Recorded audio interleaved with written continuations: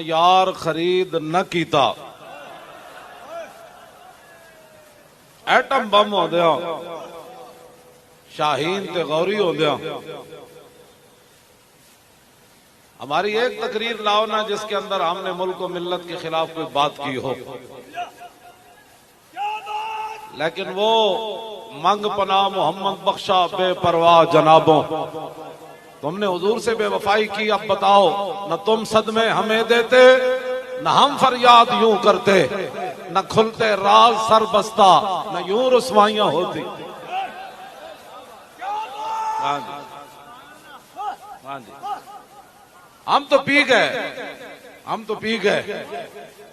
और जो बातें आज हो रही हैं तुम्हें पता ही नहीं तुम्हारे खिलाफ क्या हो रहा है। तुम ला तशरून के दर्जे में चले गए।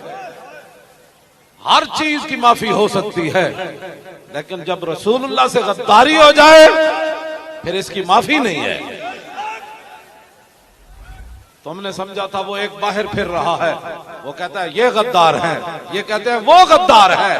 अब है कौन, ये फैसला आने वाला वक्त कर देगा। फिर के गली गली तबाह और ठोकरें सबकी खाए क्यों, अकल जो दिल को दे खुदा फिर तेरी गली